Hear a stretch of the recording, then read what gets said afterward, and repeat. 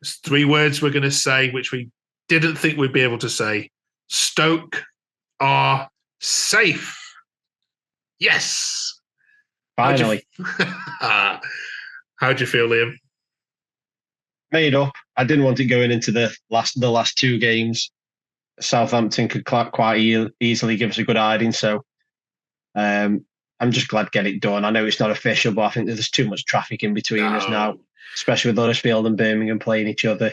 Yeah, you're Stoke City are not going down, and we've been chatting now for 20 odd weeks and nearly every week we've mentioned relegation, and we're not talking about it at all this year. Now just talk about the future. Let's review that Plymouth game though. Just how bad were Plymouth actually, or was Stoke just that good? No, they were surprisingly bad. I mean, they travelled well, or they came all the way from Cornish past the land in the numbers. And they were so loud before kick-off, honestly. And then I think the nerves kicked in. As soon as kick-off come, the away end went kind of flat. And then the players just gave him nothing at all. It was kind of give Morgan Whittaker the ball and hope he can pull something out of the bag, but he had a really, really bad game. But we were good as well. We pressed them really well. 3 good goals. Yeah, three Dutch goals. Players. Yeah, Hoover. I liked Hoover's goal. The Stoke Dutch contingent. Yeah, which was your favourite one? I think Hoover's. I think that was the best footballing goal. He's prime Cafu in the summer months. So is Keanu Hoover. He is a top class right back when it's warm. Seems to go off the boil in the winter. But he said himself, it's all between his ears. He's a confidence player massively. He did an interview where he says he's got to keep out of his own head. So, if he plays like that when he's out of his own head, then he's going to be some player. Yeah, absolutely. And good times back at the Bet 365 and crikey. Stoke have been on an up. It's been such an up and down season for you, hasn't it? So well done, Stephen Schumacher. Well done, Stoke fans. And well done. Well done, everyone. Southampton then next. God, do you even care? I don't care as much as I did before Saturday. It'd be nice just end the season with some positivity now, really. I think most of the game depends on what happens with Southampton, to be honest, doesn't it? Because they could be right in the mix by the end of this week. Yeah. So we'll see what they bring. It is the last away game of the season. So as we're coming to the end of the season, what we'd like to do with you is just, if that's okay, review the away games, ask you to, if you can, pick out a highlight and ask you to pick out what you think the lowest point is. And Stoke fans, thank you for watching this all throughout the season. You've been great. It'd be great if you could comment and tell us about what's been your favourite away trip and the lowest point where you almost thought about becoming a Burton Albion fan. Vale went down as well. That was the perfect weekend, wasn't it? I know, fantastic. And Cameron Jerome scored to send him down, an old Stoke player. What a weekend! What a weekend! All right, then let's cast our minds back. It's been a heck of a long one. Your first away game was at Ipswich, wasn't it? So obviously you didn't have the context now, but that's probably the toughest starts. And then you lost to Ipswich, lost to Millwall, lost to Norwich, went to Huddersfield and drew, and then you then beaten by Bournemouth. Not been too many good points on the road, but what was your favourite?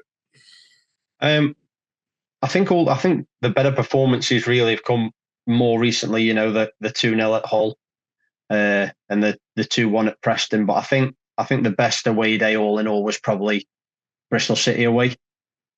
We were 2-0 down. Yeah. Mistakes left, right, and centre. Medillary scored a goal from absolutely nowhere.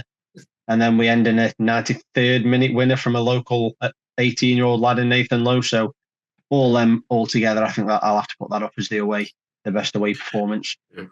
And you mentioned Hull. When we asked the Hull fan what was our lowest point, they said it was the Stoke game. Said we were awful. Stoke were brilliant. And a lot of fans' lowest point is when they get beat by Stoke. I'll be honest.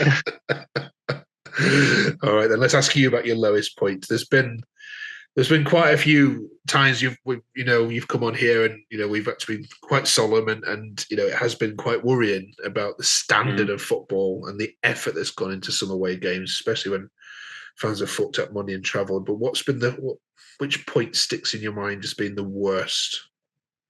I think when it seems like a long time ago now, but when we lost against Cardiff away and we went into the bottom three, I think that was the lowest we felt because you couldn't see any way of coming out of it. Yeah. After that game, it was just, I felt like we were just going to spiral at that point. But if anything, it galvanised us a bit. I think they got the shock that they needed. But directly after that game, I thought we were banging trouble, and we weren't far off.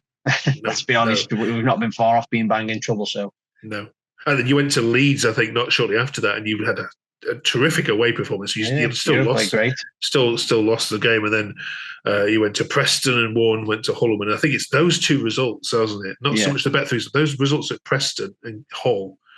Yeah, really, kind of what's kept you really away from danger. So yeah, fantastic. Okay. I think so, because they're the ones that knock the stuffing out of the other teams around you as well. It's happened so many times with us. When QPR went away and beat Leicester, and you've just lost the game, you sat looking at your phone, and you see that, and you think it's all going against you. So they're the results. Yeah. Okay, good. Do you think Stoke can challenge next year? I think you've got a good manager. Mm. You've obviously got financial backing, and you've got the spine of a good team.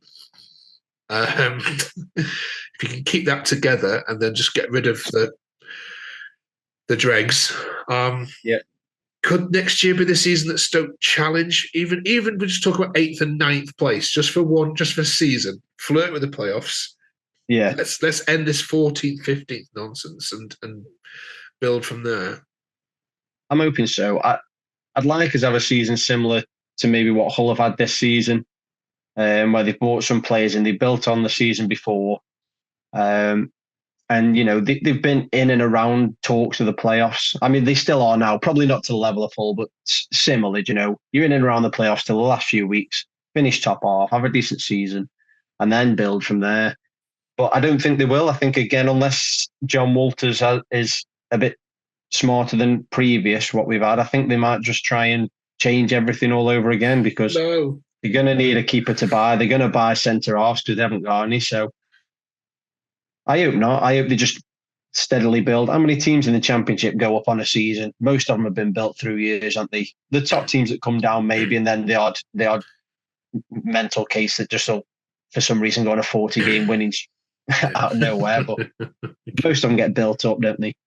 Yeah, and I think next year this is going to be even more competitive, I think, because you haven't got Leeds. We probably won't have Leeds, Leicester, or potentially Southampton as well. So, all right, enjoy your last away trip then. It's a long one, isn't it, down to the South Coast and back? But Stoke fans, enjoy it. Thank you for all your comments on here. I noticed that the Plymouth fans were getting a lot of stick on this channel from lots of Stoke fans laughing at them. So, yeah, good on you. Well done. Thank you, Liam. Thanks for sharing all your away stuff this year. And, yeah, we'll see you next week for the final home game of the season. And then we can give you a rest, promise. Okay. Cheers, Liam. Congratulations, Stoke. Cheers, mate. Massive club to stay up. Cheers. Cheers. Bye-bye.